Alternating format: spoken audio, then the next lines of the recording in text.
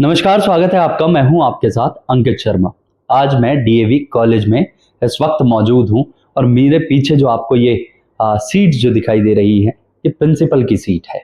और उसके पीछे अगर आप ये देखेंगे, ये वो एक जज्बा है, एक मेहनत है और एक ताकत है जिसको अचीव किया है डीएवी कॉलेज ने, डीएवी सेंटेनरी कॉलेज। और हमारे साथ है प्रिंसिपल डॉक्टर अर्चना भाटिया। 5 से 6 बार और इससे ज़्यादा भी हो सकता है, मैम को अवार्ड मिले हैं।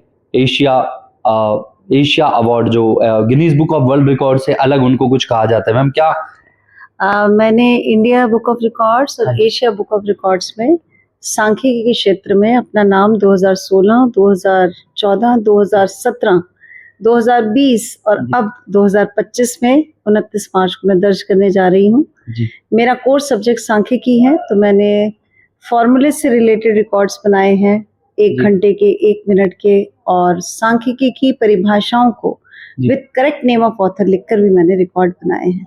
मैम लगातार जिस तरीके से अगर डीएवी कॉलेज की मैं बात करूं, तो डीएवी कॉलेज से जो बच्चे जो निकले हैं वो आज कहीं ना कहीं सेटल है, वेल सेटल हैं। और इनफैक्ट बहुत लंबे अरसे से डीएवी कॉलेज से ये फरीदाबाद जुड़ा रहा, और बेसिकली हम फरीदाबाद में हैं तो उसी की हम ज़्यादा बात करेंगे। अगर मैं देखूं, हाल ही में आपने बिल्डिंग को रिनोवेट कराया, आपने मतलब बहुत सारी चीज़ें हैं जो नए सिरे से आपने करी हैं। ये क्योंकि एज अ टीचर आपको पहले ये सारी चीजें कैसी दिखाई दे रही थी और आपने इन सब चीजों पर एक्शन लेना क्यों जरूरी समझा? एनवायरनमेंट को और रिनोवेशन का जो ये एक थीम थी, ये कहाँ से आई डॉक्टर अर्चना भाटिया के लिए? मैं इस कॉलेज में 1987 से जुड़ी हूँ और अभी मैं ऑफिशिएटिंग प्रिंसिपल पिछले साल 2024 में बनी जी। और जिस समय कॉलेज की मैं ऑफिशिएटिंग प्रिंसिपल बनी उस समय कई सारे इश्यूज थे कॉलेज के जी। जिनको मैंने अपने कार्यकाल में सॉल्व करने का प्रयास किया, क्योंकि मैं वाणिज्य विभाग से हूँ और मैं प्रॉब्लम को सॉल्व करने में यकीन रखती हूँ।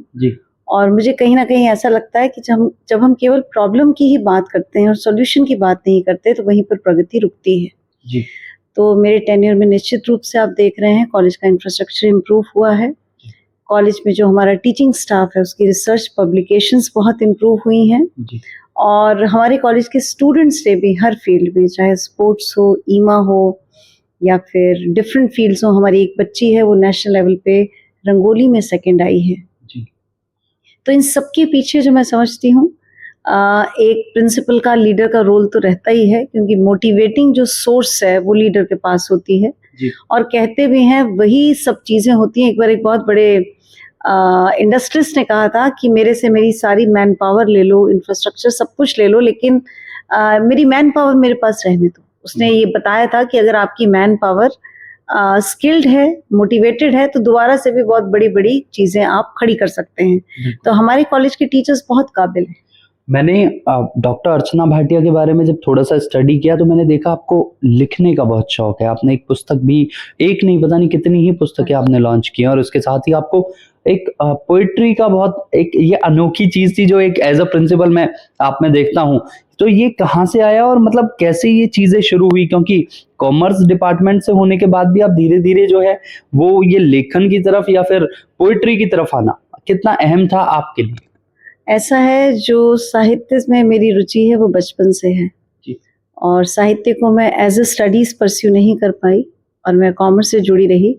लेकिन मुझे लगता है कि कुछ भी लिखने के लिए, चाहे वो स्टोरी बुक हो, चाहे वो पोइट्री हो, चाहे कोई भी संवेदनशील विचार हो, ये ज्यादातर आपकी दिल की गहराइयों से जुड़ी हुई बातें होती हैं। और कहीं नहीं लिखा कि लिटरेचर पढ़ने वाले लोग 4 लाइनें लिख सकते हैं और जो नहीं पढ़ा हुआ लिटरेचर वो नहीं लिख सकता।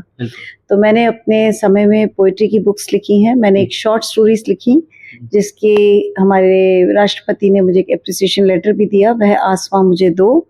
और इस समय मेरा अपना एक पोइट्री चैनल है, अर्चना भाटिया आशा का दीप, और एक मेरा सांख्यिकी का भी चैनल है, अर्चना भाटिया एजुकेशन। क्योंकि मैं शुरू से ही, मुझे अपने प्रोफेशन को लेकर मैं बहुत पैशनेट रही हूँ और मैंने एक बात की मुझे जीवन में बहुत संतुष्टि भी है। अब मेरा कार्यकाल समाप्ति की ओर है, लेकिन इन 38 सालों में एज ए टीचर मैं जो जो कर सकती थी स्टूडेंट्स के लिए, कॉलेज के लिए, अपनी प्रगति के लिए, समाज के लिए, वो मैंने अपनी तरफ से पूरी कोशिश की है। क्योंकि एक समय मैं एक संस्था भी चलाती थी जिसमें मैं लड़कियों को अपनी संस्था की तरफ से मैंने स्कॉलरशिप्स भी बहुत दिए हैं। जी, ऑलमोस्ट 4 दशक देना शिक्षा के विभाग को, शिक्षा के क्षेत्र को बहुत मायने रखता है अपने आप में एज़ अ टीचर। क्या एक मैसेज रहेगा आजकल के जो यंगस्टर्स हैं उनके लिए? क्योंकि चीज़ें बहुत सारी बदलती जा रही हैं मैम, अगर आप देखोगे तो दुनिया जो पहले थी, आप मतलब जब आपने 40 साल पहले जब शुरू किया होगा और आज ऑलमोस्ट 38-39 साल पे जब आप पहुँचते हैं तो बहुत सारी चीज़ें बदली हैं, बहुत दौर बदले हैं। 4 दशक में ऐसा क्या एक महत्वपूर्ण आप संदेश, एक मैसेज देंगी यंगस्टर्स को, टीचर्स को और आने वाले जो यूथ है उसको? इसका जवाब मैं थोड़ा विस्तार से आपको दूंगी। बिल्कुल। मैंने एज ए टीचिंग प्रोफेशन में 38 साल की, 38 इयर्स की, मोर देन 3 डेकेड्स की ये जो यात्रा की है, इसमें एक बात बड़ी साफ है, जीवन बदलता है, समय बदलता है, परिभाषाएं बदलती हैं, लेकिन शाश्वत सत्य कभी नहीं बदलता।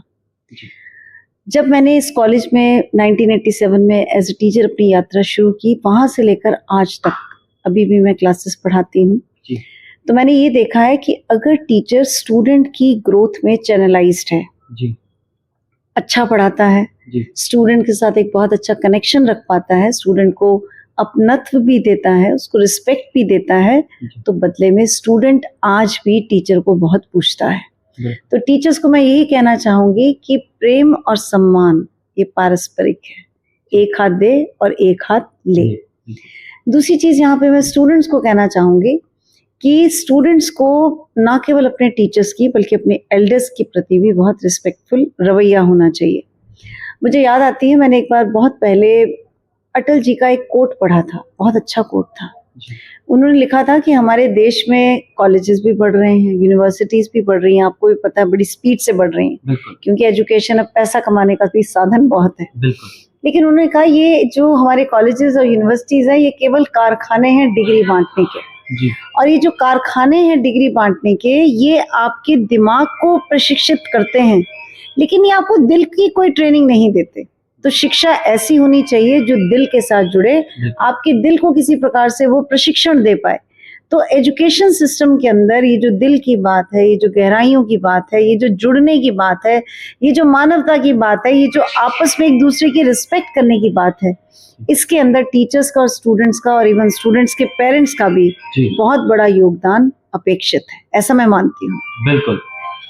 डॉक्टर अर्चना भाटिया अपने आप में बहुत सारी चीजें जो हैं वो विचार विमर्श के साथ प्रस्तुत करना बेहद लाजमी समझती हैं और वो रखती भी हैं।